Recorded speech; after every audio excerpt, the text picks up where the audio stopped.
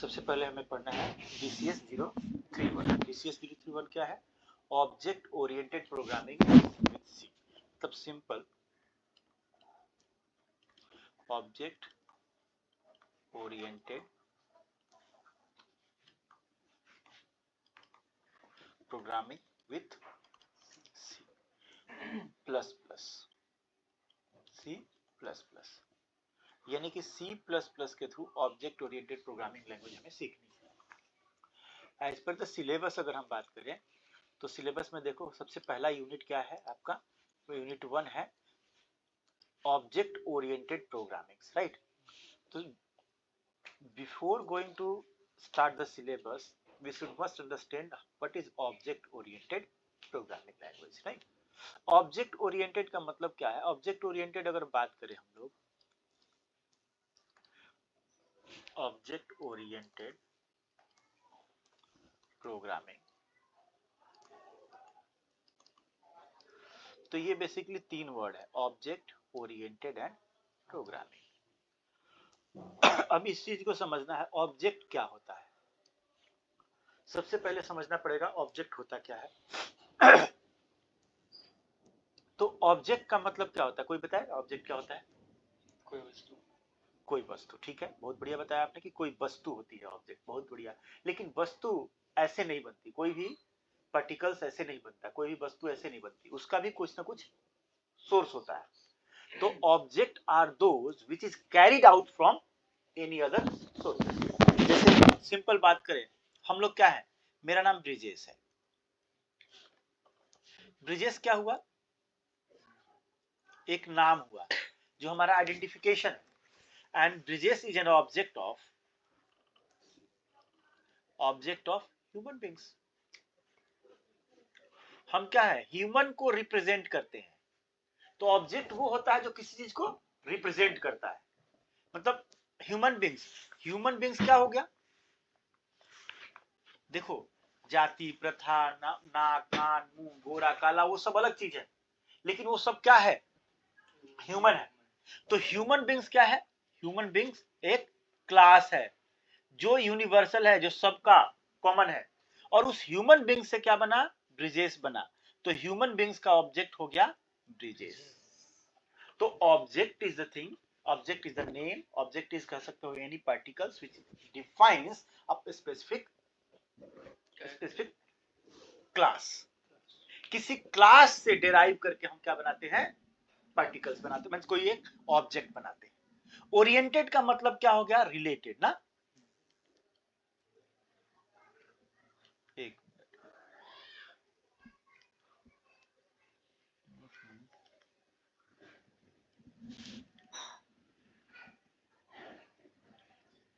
Related माने किसी चीज से रिलेटेड हो तो तुम object oriented and programming means what?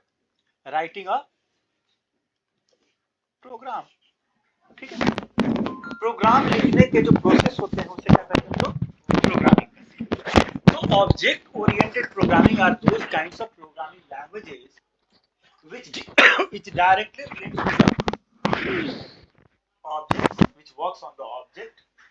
And to going through detail about the object oriented programming, हमें क्या पढ़ना पड़ेगा? There are multiple features of object oriented programming languages through which we can exactly define what is object oriented programming language. अब देखो, मैं बहुत ही एक आसान से भाषा में समझाऊंगा आप लोगों को कि ऑब्जेक्ट ओरिएंटेड प्रोग्रामिंग को कैसे समझ सकते हैं हम लोग। तो ऑब्जेक्ट ओरिएंटेड प्रोग्रामिंग में सबसे पहले अगर बात करें हम लोग, तो ऑब्जेक्ट ओरिएंटेड के अपने फीचर्स होते हैं।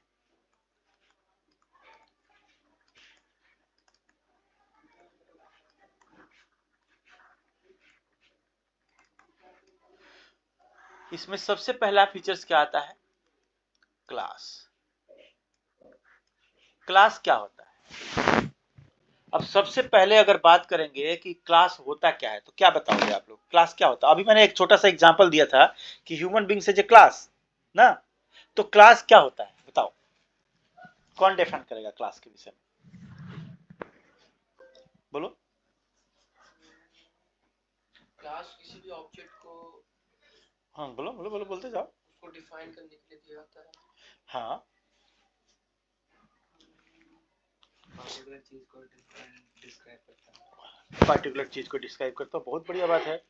देखो हमने क्या कहा था कि ह्यूमन बींग्स एक क्लास है, ये बताया था ना। तो नॉर्मली अगर सिंपल भाषा में कहोगे तो अ क्लास इज, सिंपल कह सकते हो, अ class is the blueprint of an object ना। मैंने अपना एग्जांपल लिया था, bridges is an object of human beings, right. तो क्लास क्या हुआ, एक ऑब्जेक्ट को रिप्रेजेंट करने वाला मॉडल है, मॉडल ही है ना। तो इसलिए क्या होगा, मॉडल को क्या कहते हैं, ब्लूप्रिंट कहते हैं। तो class is the blueprint of an object. ये भी कर सकते हो, दूसरे भाषा में भी लिख सकते हो, अ class is the blueprint of an object which includes variable and method। ये भी कह सकते हो, वेरिएबल और मेथड्स को कह सकते हो data member and data method. यानी कि एक ऐसा क्लास वो है जो किसी को रिप्रेजेंट करता है और जिसमें क्या होते हैं, कुछ मेथड्स होते हैं और कुछ वेरिएबल्स होते हैं। एग्जाम्पल के तौर पे अब सवाल ये आता है आप लोगों के मन में कि एक ह्यूमन बींग्स के लिए वेरिएबल क्या है और मेथड क्या है।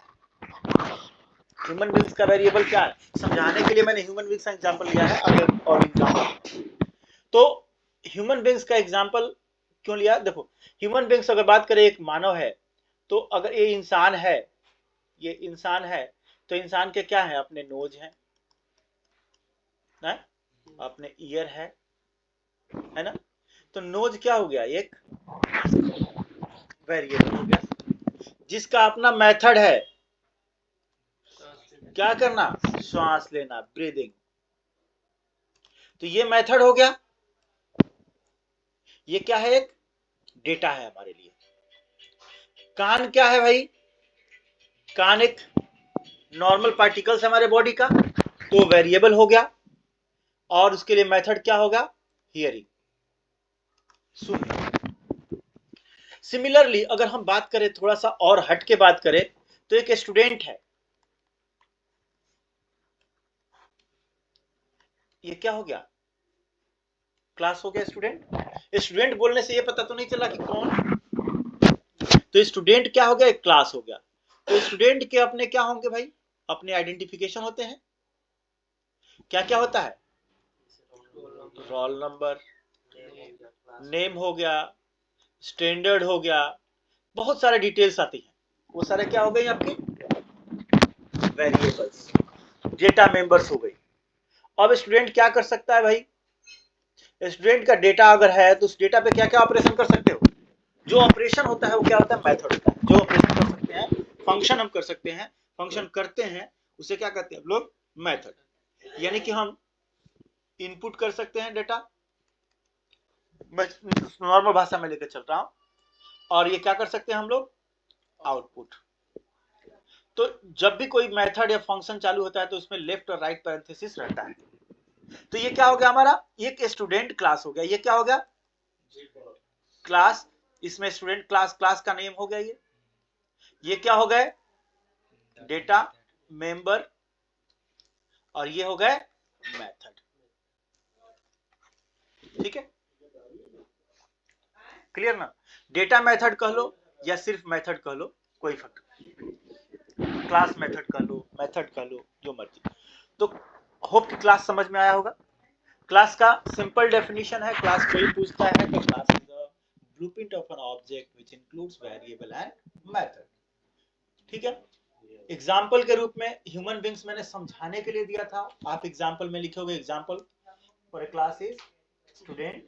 A student has their identification as roll number, name and standard, where we can work like input and output operations of the student record, and that is the class. and this particular diagram is known as class diagram. ठीक है, ठीक है ना। Next हम आते हैं आगे। आगे में क्या है,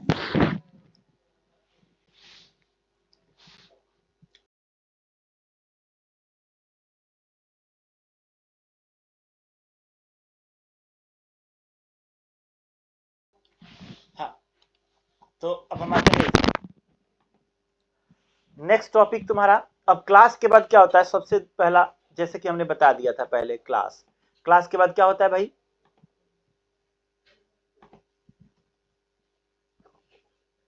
क्लास के बाद क्या आता है बताओ।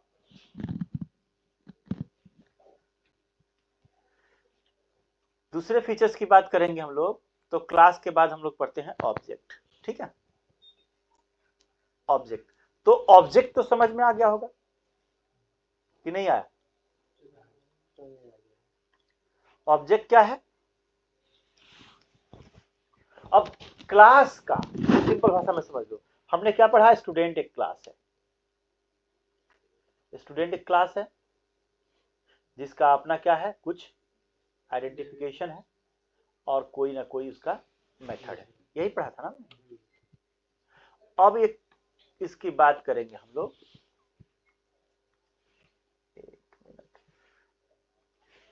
अब हम इसकी बात करते हैं, ये मेथड हो गया इसके अंदर, इसमें हमने लिख दिया रोल नंबर नेम स्टैंडर्ड है, इसमें इसने मेमोरी में स्पेस लिया होगा, जो अब आप पुट करोगे तो उसमें जाएगा, राइट।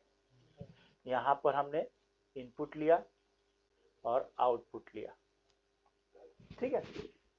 अब हम क्या करेंगे, इस चीज को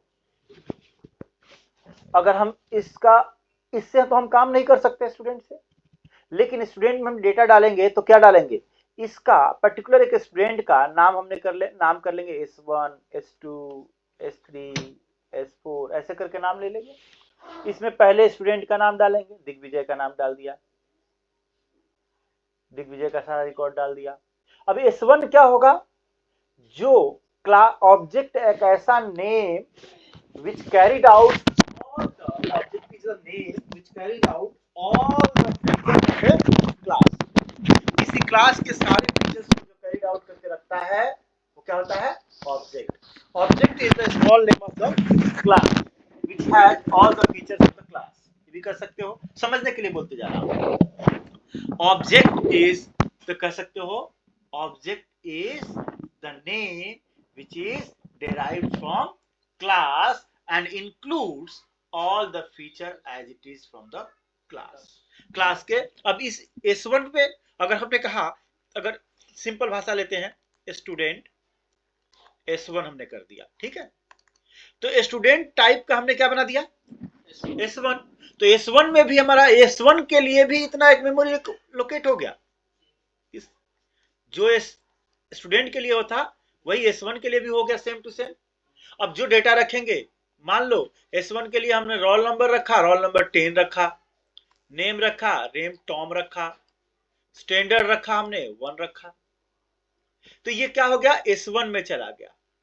तो S1 is the object of student class, student class का ऑब्जेक्ट हो गया। होप की समझ में आ गया। तो ह्यूमन बीइंग्स क्या है, क्लास है, सिंपल भाषा में समझ लो याद रखने के लिए, और हम लोग क्या है, ऑब्जेक्ट है, जो ह्यूमन बीइंग को रिप्रेजेंट करते हैं, जो मनुष्य के गुण है, जो मनुष्य के अंदर गुण है और फंक्शनलिटी है, हर मनुष्य को ईश्वर ने बराबर दिया है। सब लोग बराबर सुन सकते हैं, बोल सकते हैं, हाँ मशीन है, डिफेक्ट होते हैं, अलग मैटर है, ठीक है।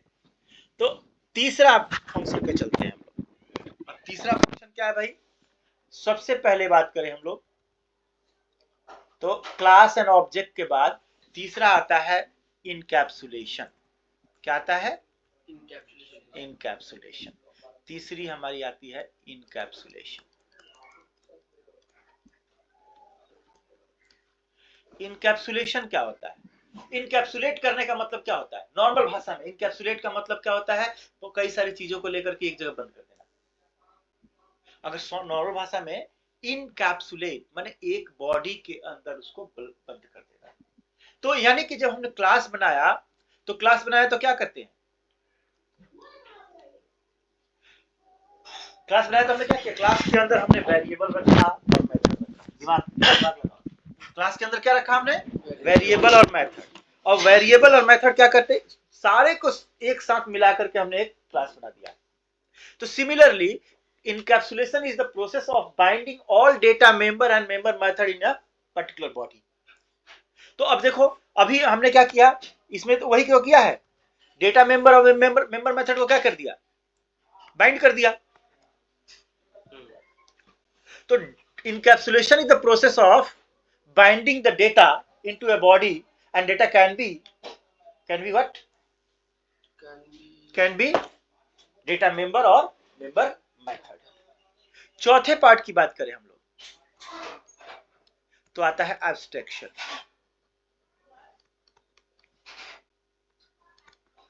अब बताओ एब्स्ट्रैक्शन क्या होता है। Abstraction, basically abstraction is the methodology through which we can only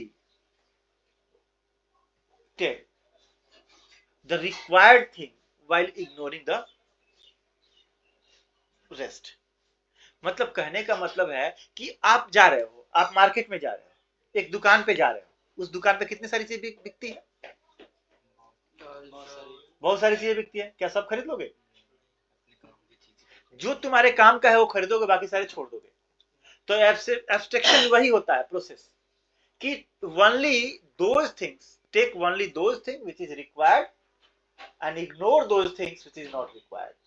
आपको गाड़ी चलाने के लिए सिखाने की बात कर रहा हूं मैं कि गाड़ी चलाना सीख लो, तो क्या करोगे आप, गाड़ी चलाना सीखोगे कि पंचर बनाना सीखोगे, चलाना सीखोगे। ट्रैफिक के रूल्स पता करोगे, ये देखोगे सॉल्यूशन कैसे बनता है, वो चिपकाने वाला मटेरियल कैसे बनता है, ये तो नहीं जानने की जरूरत है।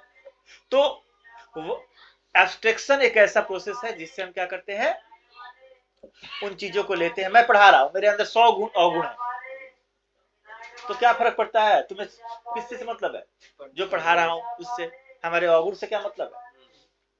तो ये एब्स्ट्रैक्शन मेथोडोलॉजी करता है, प्रोग्रामिंग करता है कि जो अच्छा है, जो तुम्हारे लायक है लो, जो तुम्हारे लायक नहीं है उसे छोड़ दो, और इसी को कहते हैं एब्स्ट्रैक्शन। पांचवा मेथोडोलॉजी आता है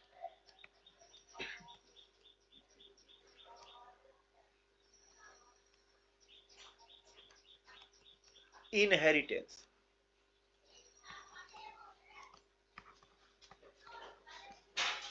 इनहेरिटेंस क्या होता है, देखो बहुत बड़ा पॉइंट आप लोगों को समझा रहा हूं मैं।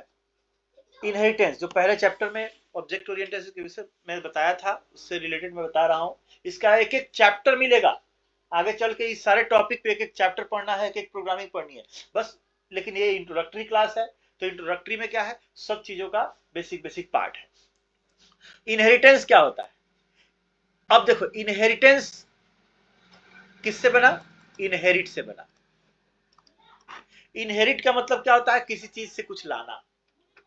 इनहेरिट करने का मतलब क्या होगा, वो कोई चीज पड़ा हुआ है उसमें से कुछ नया चीज लेके आना। तो इनहेरिटेंस बेसिकली क्या हुआ, इनहेरिटेंस का अगर टोटल कंप्लीट डेफिनेशन की बात करें तो inheritance is the process of deriving a new class with the help of an existing class. क्या हुआ, inheritance is the process of deriving a new class with the help of an existing class. जो already कोई class है उसकी सहायता से जब हम कोई नया क्लास बनाते हैं तो हम क्या होते हैं, वो इनहेरिटेड होते हैं। जो क्लास नया बनता है वो इनहेरिटेड क्लास होता है, और जो जिस क्लास को इनहेरिट करके लाते हैं वो क्या होता है, पेरेंट क्लास या सुपर क्लास होता है। जैसे एग्जांपल के तौर पे हम लोग भी इनहेरिटेड प्रॉपर्टी हैं, अपने पेरेंट्स के इनहेरिटेड प्रॉपर्टी हैं, तो पेरेंट्स हमारे क्या हो गए, सुपर क्लास हो गए, और हम लोग क्या हो गए, इनहेरिटेड क्लास हो गए, इनहेरिटेड। अब इनहेरिटेंस का सिंपल ले लो एग्जांपल, एक स्टूडेंट है, राइट। अब स्टूडेंट को इनहेरिट करके हमने क्या बनाया, टेक स्टूडेंट और non tech student.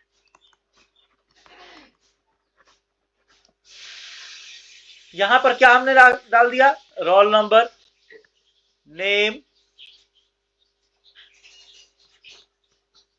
Year of admission. अब देखो नाम, रोल नंबर और ईयर ऑफ एडमिशन, तो चाहे वो बीए करने वाला बच्चा होगा या बीसीए करने वाला बच्चा होगा, ये तो कॉमन रहेगा ना सब में। तो यहां से हमने इनहेरिट कर लिया, तो ये तीनों चीज तो ऐसे ही मिल गया उसको। अब यहां पर क्या हम डाल देंगे, प्रोग्राम। ठीक है, प्रोग्राम क्या डाल दिया, BCA, right.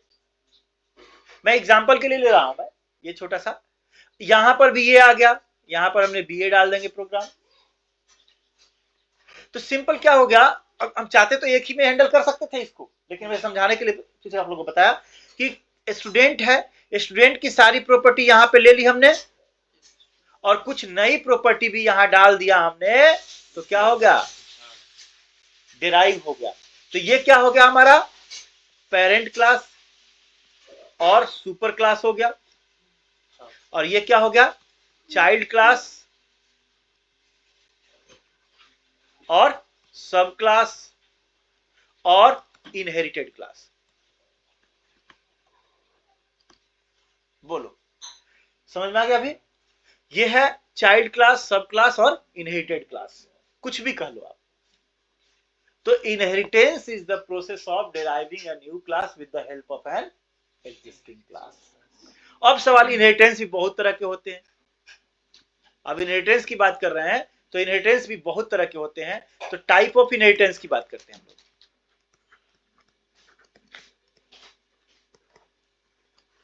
Type of inheritance की बात करेंगे, तो इनहेरिटेंस में सबसे पहला टाइप क्या होता है, सबसे पहला होता है सिंगल इनहेरिटेंस।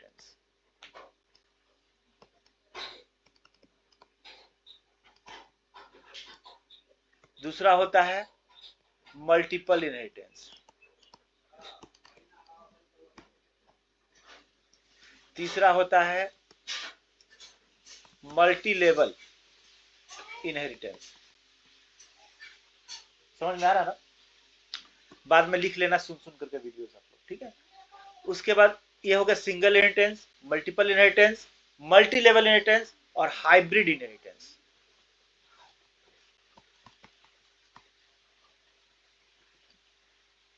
ठीक है, तो ये क्या है आखिर, समझना पड़ेगा ना कि सिंगल इनहेरिटेंस क्या है।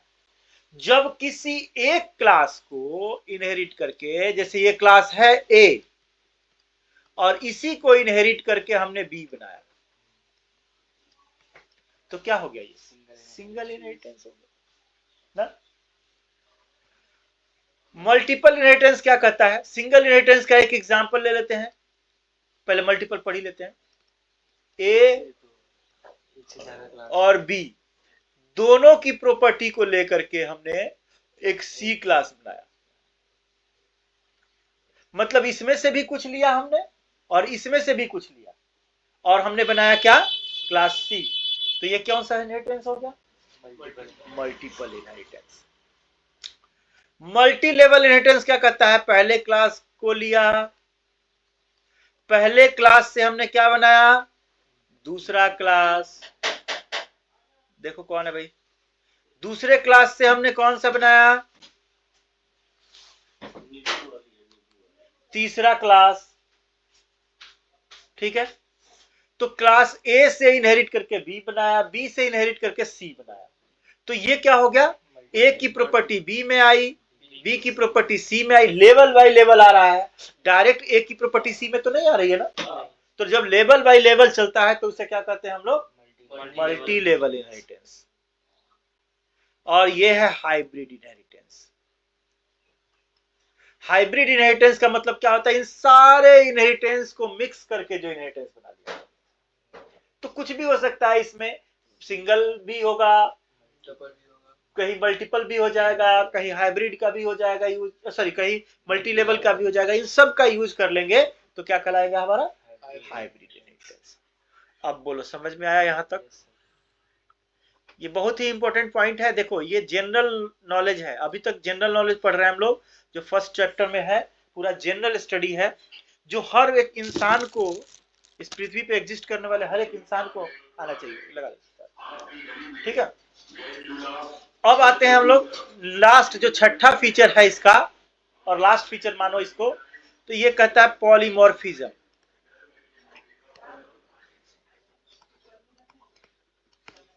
पॉलीमॉर्फिज्म, पॉलीमॉर्फिज्म दो ग्रीक वर्ड से बना है। पहला होता है पॉली और दूसरा होता है मॉर्फ्स। ठीक है, पॉली का मतलब होता है हिंदी भाषा मेनी, मॉर्फ्स का मतलब होता है फॉर्म। हाँ, जब एक चीज को कई सारे फॉर्म्स में डिवाइड करने की फैसिलिटी हमारे पास मिल जाए तो उसे कहते हैं पॉलीमॉर्फिज्म। और पॉलीमॉर्फिज्म के भी एग्जांपल हम ही लोग हैं। देखो, पूरा ऑब्जेक्ट ओरिएंटेड के एग्जांपल हम लोग हैं। ऑब्जेक्ट हम लोग हैं, क्लास से हम लोग आए हैं, ह्यूमन बीइंग से। इनकैप्सुलेटेड है हमारी बॉडी इनकैप्सुलेटेड है। 206 तरह की हड्डियां हैं, कितने तरह के मसल्स हैं, कितने तरह के ब्लड्स हैं, इन सबको मिलाकर के हमारी बॉडी बनी है, encapsulated of all those things. उसके बाद हमने एब्स्ट्रैक्शन बात करी है। हर आदमी हर कुछ तो नहीं कर सकता, और हर आदमी को हर चीज की रिक्वायरमेंट तो नहीं होती, वो भी हमारा ही फीचर्स है। नेक्स्ट है इनहेरिटेंस, हम लोग ही इनहेरिटेड प्रॉपर्टी हैं। और पॉलीमॉर्फिज्म भी हम ही लोग हैं। पॉलीमॉर्फिज्म हम लोग डिफरेंट डिफरेंट जगह पे डिफरेंट डिफरेंट रोल प्ले करते हैं। आप लोगों के साथ में बैठा हूं तो एक टीचर का काम कर रहा हूं,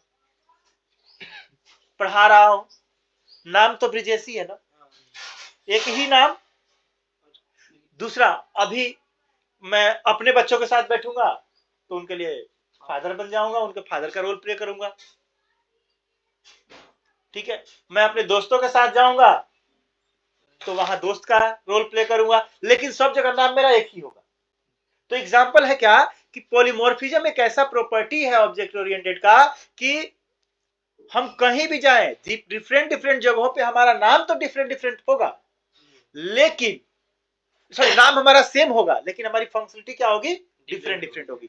माने polymorphism is those property of the object oriented programming language through which a function में react as different react for different result but identified by same name। Polymorphism का मतलब ही होता है कि एक फंक्शन को एक मेथड से हम डिफरेंट डिफरेंट रिजल्ट ला सके, लेकिन सेम नाम वही हो, लेकिन डिफरेंट डिफरेंट रिजल्ट के लिए डिफरेंट डिफरेंट तरीके से यूज कर सकें, तो उसे कहते हैं polymorphism. Polymorphism is the process of using same method in different number of times for different types of results। तो ये हुआ एक छोटा सा इंट्रोडक्टरी किसका, ऑब्जेक्ट ओरिएंटेड प्रोग्रामिंग लैंग्वेज का। बोलो, अभी क्लियर हुआ सबको?